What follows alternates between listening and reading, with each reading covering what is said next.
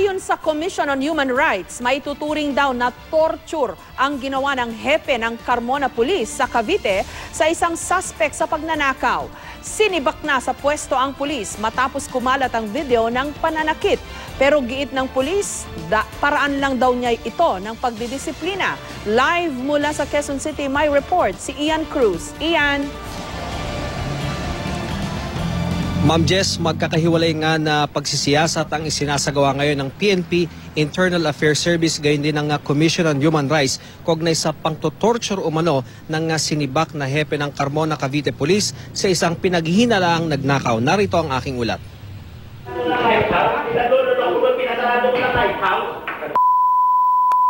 Sa kontrobersyal na videong ito, makikita ang di umano'y pananakit ng isang police chief sa lalaki tinuturong nagnakaw ng cellphone at kwintas. Lakas kamay, bumuksan ko kayo sa iyong kamay. Lakas. Ang bukas pa na ha, pinagulok mo para pati ako. Ganyan. Ganyan! Okay. Ha, bukas pa pala line out ha. Kailan ang bukas ng line out? Aking gabi. Pinagulok mo ako ha.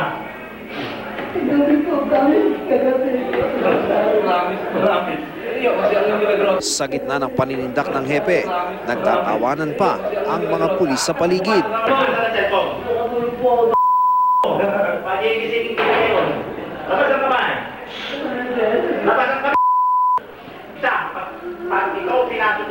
Hindi mo ilalabas sa cellphone. Wala! Ayaw ko ha. Tingnan natin pag natutugulay ka.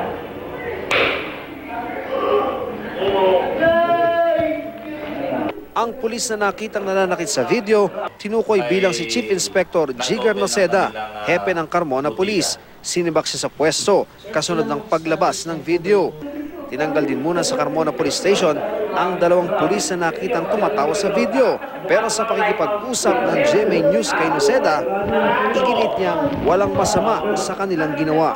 Sa tingin ko po naman wala akong mali at konting kuwan lang ho naman ito. Sa tingin ko, pamamaraan ng higa nga pamamaraang tatay. Kung sakali ng ama para sa kanyang kabutihan ng kanyang mga anak.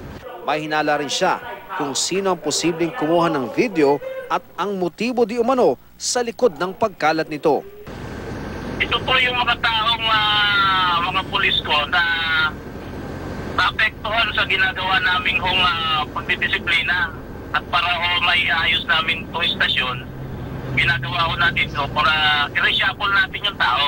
Hindi naman sang-ayon ng PNP Internal Affairs Service at Human Rights Affairs Office sa paliwanag ni Noceda. Hindi niya pwedeng sabihin yung gano'n kasi the mere fact na any parts of the body na pinalo mo sa isang tao na especially suspect pa lang siya, alam niyo naman po, violation po ng, ng Anti-Torture Act po. Bilang human rights officer, mali yan. Kasi pinagbabawal talaga yung mga nakita ng tao. Wala rin daw sa blatter ang ginawang pag-aresto sa suspect. Based on what we saw yesterday, I think there is alleged maltreatment or torture. Taong 2010, nang lumabas din ang video ng di umano'y pagto-torture ng isang pulis Maynila sa isang lalaki. Noong nakarang taon naman, naging laman ng balita ang pagpaparusa sa mga inmate sa Biñan, Laguna gamit ang wheel of torture. Batay sa datos ng Amnesty International, halos 500 kaso ng torture ang kanilang naitala mula taong 2001. Sa 28 torture cases na nai-record mula Enero hanggang Hulyo noong nakarang taon, 22 ang kinasuhan ng mga pulis. Para sa taong 2030 naman, 6 na po mula sa 75 torture cases ang sinasabing kagagawan ng mga alagad ng batas. I think it has to do with the culture and the mindset that we inculcate doon sa mga pulis. Ginagawa naman to before Bakit kami pa ang magbabago ng practice? So it's also cultural. Higit ng PNP, hindi nila kinukonsinte ang pananakit ng ilan nilang kabaro. If we look at the records, talaga we have to admit may nangyari. Pero ngayon? Sa ngayon, kung may mangyari man, we will never tolerate ang torture.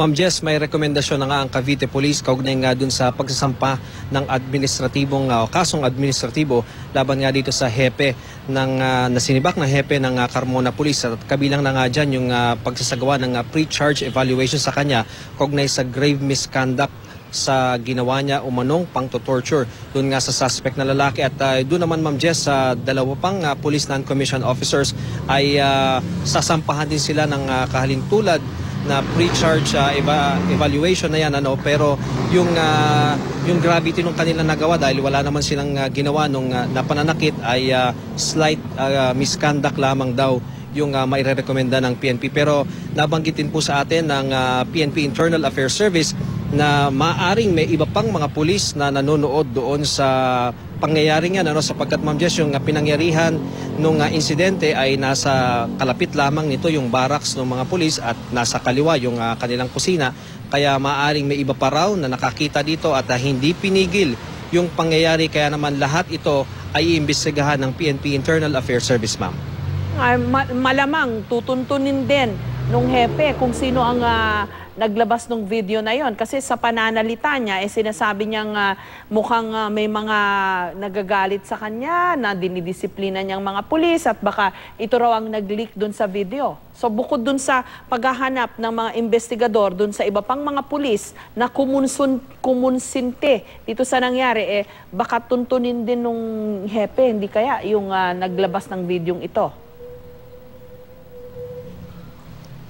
Isa sa mga posibilidad dyan, Ma'am Jess, sapagkat kanina nga tiningnan din nila General Roldan yung quarters nitong mga pulis, at maaaring doon nga daw kinuhanan nito, sapagkat kung makikita natin yung video, naging maalog at maaaring may mga pinantatakip sila doon, sapagkat pag binuksan mo yung mismong pintuan ng quarters na yon, ilang di pa o isa hanggang 2 di pa lamang nandoon na yung mismong bakal na rehas nitong lock-up jail ng Carmona. Kaya naman hindi daw malayo na doon pumuesto talaga itong pulis na ito. At yun nga ang sinasabi sa atin nung sinibak na hepe, na simula nung umupo siya dyan sa Carmona nung Setyembre ay iba't ibang mga programa ng araw at reforma yung kanyang pinatutupad, at kabilang nga dito yung pag-reshuffle ng mga tao na maaring hindi daw nagustuhan ng ilan sa mga pulis. Kaya ginawa daw ito, Ma'am, sapagkat sinasabi niya na noong January pa raw nangyari itong panghuhuli nila dito sa isang laborer na sinasabi niya, at nagtataka nga siya kung bakit ngayong Mayo lamang ipinaabot sa pamunuan ng Cavite Police Provincial Office yung videong ito na siyang pinugutan ngayon ng investigasyon ng iba't ibang mga ahensya. Pero alam mo, Ian, siyempre ang mali ay mali. Kaya ako ipinupunto ito kasi nakakabahala rin yung rest back na pwedeng gawin nung hepe, lalo't nasibak siya sa pwesto.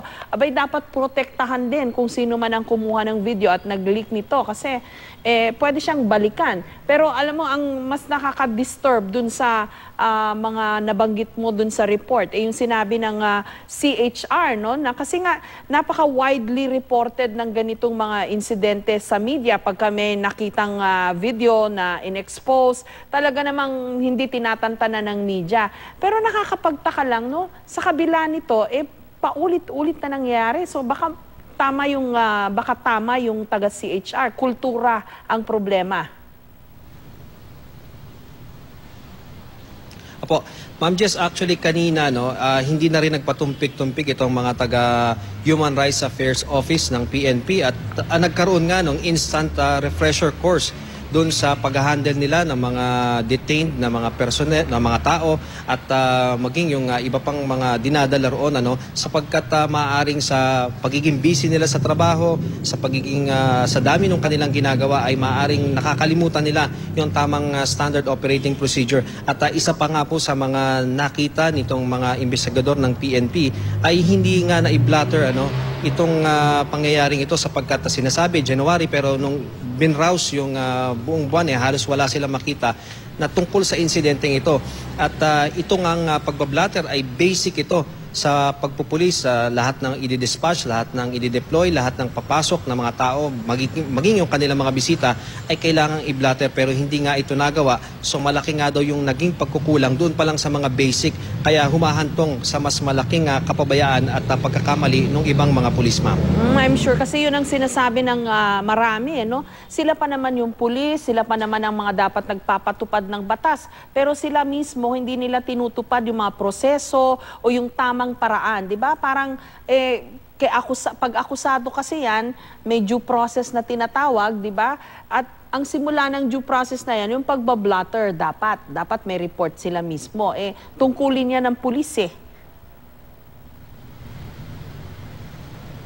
Apo, kasama nga po yun sa paging pagbablatter, sabi nga po ng mga investigador ng Internal Affairs Service, yun ang magiging reference sila para kung sakali na magkaroon ng amicable settlement at maulit muli yung pangyayaring ito ay may pagbabatayan sila kung paulit-ulit namang ginagawa ito ng isang suspect ay magkakaroon nga sila ng batayan. At Ma'am Jess, sinabi nga rin nila sa atin na talagang itong torture ay wala na talagang puwang dahil sa pagkakapasa nga nung tinatawag na Anti-Torture Act noong paong 2009 ay talagang bawal na itong mga physical na pananakit, maging yung mental na pananakit na mental torture ay bawal na rin, yung pipiringan lamang sila ay mas bawal na raw ito. Sabi nga sa atin ng mga investigador ay kahit yung pagbunot man lamang ng isang buhok ay bawal na ito dahil nga ang sinasaalang-alang ngayon ay yung karapatang pantao at yung kapakanan ng bawat tao po. Ma'am Jess. Maraming salamat sa iyo, Ian Cruz.